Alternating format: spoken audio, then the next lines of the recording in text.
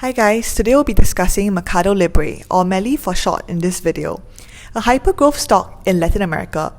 This stock has been on my watch list for some time and was recommended to me by one of my subscribers, Brajesh. So thank you Brajesh for your recommendation. Its current price was $1,122 as the close of 14th of January, and I'm recommending an entry position at sub $1,100 prices, with a DCF-derived target price of $1,043, representing a downside of 7%. Just to recap price action over the last year, MELI was a high-flying stock, reaching nearly $2,000 in September, but has corrected nearly 40% now.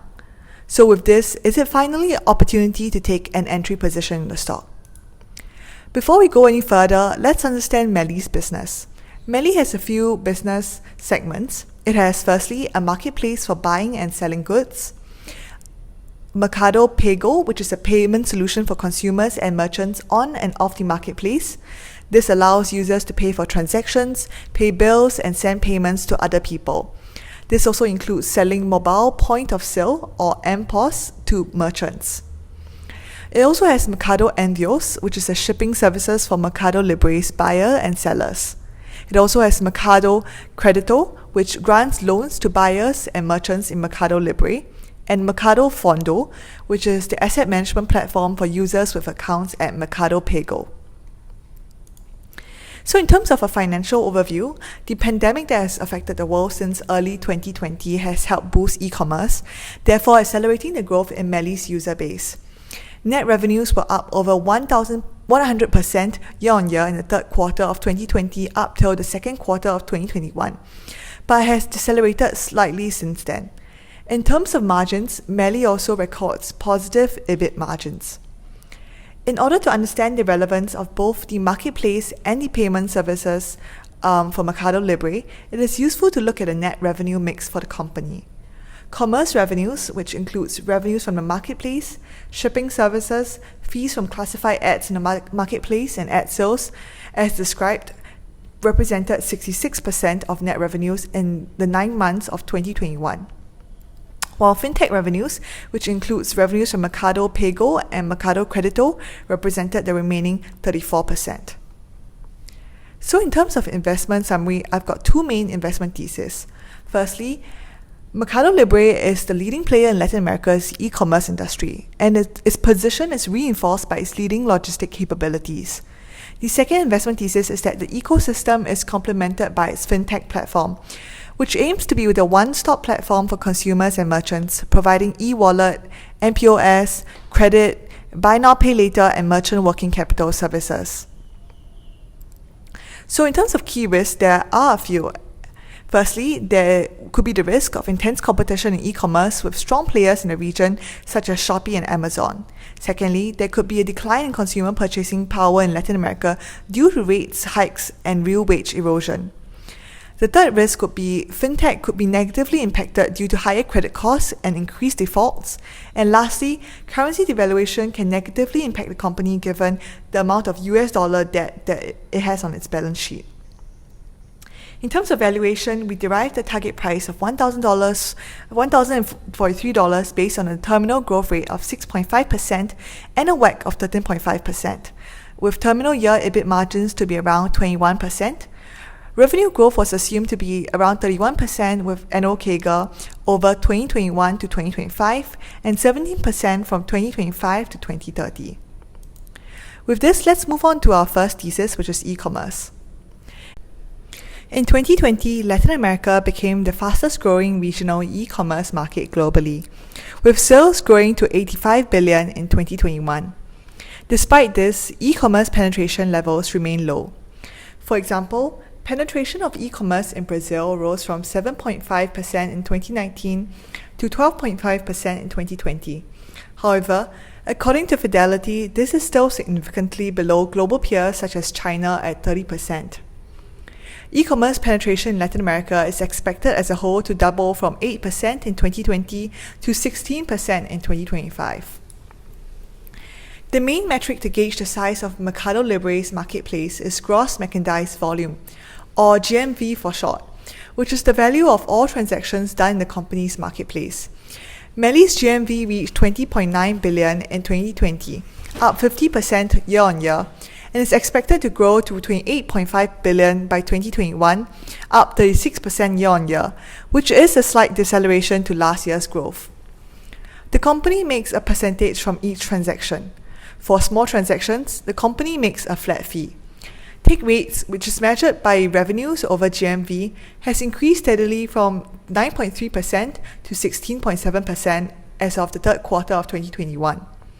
Hence, the question is, how high can take rates go further from here? Currently, MELI is primarily a 3P business, even though it does have some 1P segments. One way to estimate the future take rate will be to look at developed market peers, such as Amazon. Even though Amazon doesn't disclose its GMV, but using some assumptions, brokers assume that the Amazon's 3P take rate is around 24%. Therefore, brokers are saying that take rates can increase to 20% in the longer term. However, I think the pace of increase will be constrained by competitive dynamics, given that there are still other e-commerce platforms in Latin America. And this slide will show you just how intense the competition is. According to Bank of America, Shopee's Net Promoter Score, which measures customer loyalty, NPS, increased to 64 in December 2021, from just 60 in September 2021, taking the top spot away from MELI. Shopee had the highest NPS in 4 of Brazil's 5 regions and tied for first place with MELI in the southeast. However, MELI still leads in metrics except for price. According to customers, it ranks first in delivery, selection, service, and trust, losing to Shopee only in price. I believe that these are still an impressive set of results, but it is evident that the strongest players we can see in this region in Latin America will likely be Amazon, Shopee, and MELI. Another near-term headwind that we may need to watch out for are the macroeconomic headwinds in Latin America. Consumers, particularly lower income segments, have lost government emergency support and face higher food and energy prices, interest rates, unemployment, and household debt levels. Here in this article, it says that Brazil's real average income, controlling for inflation, is at its lowest since records began in 2012. Unemployment has also fallen from a high of 14.9% early last year to 12.1%, but more than 40% of Brazilian workers have jobs in the informal sector, generally with no contract or social protections. All this may translate to a drop in consumer confidence and purchasing power in the next coming months. Now, let's move on to Fintech. MELI continues to see strong total payment growth, up 75% year-on-year in 2020 and projected to be up 55% in 2021. This growth has seen an increasing proportion driven by off-marketplace volumes, reaching almost 60% in 2020. This is driven by merchant services, mobile point of sale or mPOS, and e-wallets. Particularly, e-wallet active users have increased from just 2.4 million users to 16.8 million users in the 9 months of 2021, which is an 8-fold increase. Users need to use wallets to pay tax payments, relief fund transfer, utility bills, and P2P money transfer. However, wallet monetization is still low at the moment. For mobile point of sale, the company is also seeing strong adoption from a wide range of businesses such as SMBs and physical retailers. The commissions charged by MELI for its mPOS businesses are higher than other offerings, but they are subsidizing the sale of devices heavily.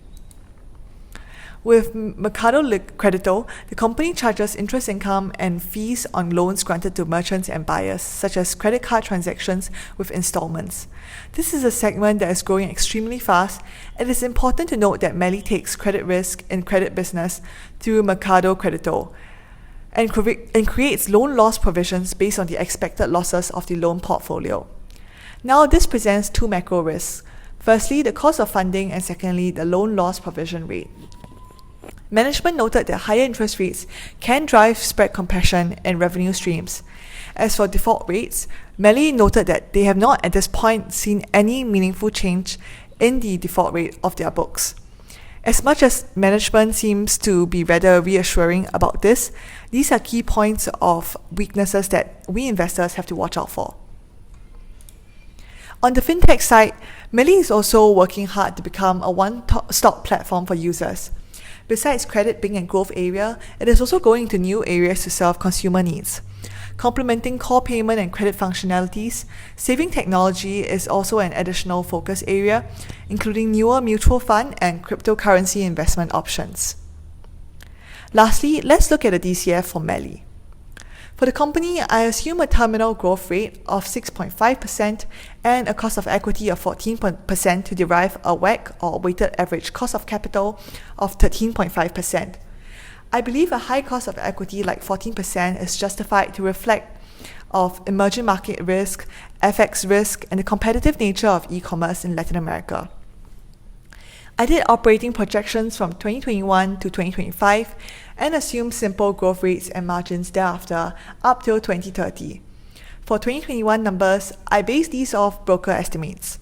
For gross merchandise volume, I'm expecting it to increase at a CAGR of 21% from 2021 to 2025, in line with industry forecasts of growth rates.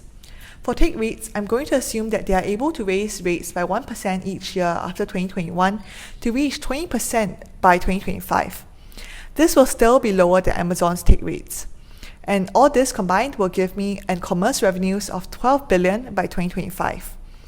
For fintech, I'm projecting total payment volume to grow faster at a CAGR of 33% from 2021 to 2025, driven by various off-marketplace adoptions. Take rates will be more difficult to increase on the fintech side, as we can see historically, so I'm projecting take rates to increase to 3.5% by 2025, giving me fintech revenues of $8 billion by 2025. Total revenues will come up to nearly $21 billion in 2025 with a growth CAGR of 31%. Projecting beyond that, I'm assuming revenue growth rate to decrease in a linear fashion to 15% by 2030. And these double-digit growth rates are likely to be justified given that Latin America still has long growth runways. For EBITDA and EBIT margins, I've based this off consensus numbers for the next 3 years up till 2023 and assume a terminal value of 25% and 21% in the longer term by 2030. These are slightly more conservative than what sell side is expecting. For CAPEX, there is likely to be more significant investments in the next few years to be made, but as a percentage of revenue, CAPEX should decrease over the longer run to reach maybe 4.5% of revenues by 2030, converging with depreciation and amortization as a percentage of revenue over the longer run. For changes in net working capital, this is an area I've not really looked into, but I've taken these revenues, these as a percentage of revenues of sell-side numbers and incorporated them into my projections. And with mid-year discounting, this comes up to a value per share of $1,043, representing a 7% downside from the current price. And with that, I've come to the end of my analysis. Leave your comments down on what you think of my analysis, if there are any more new stocks you would like me to cover, and see you in the next video.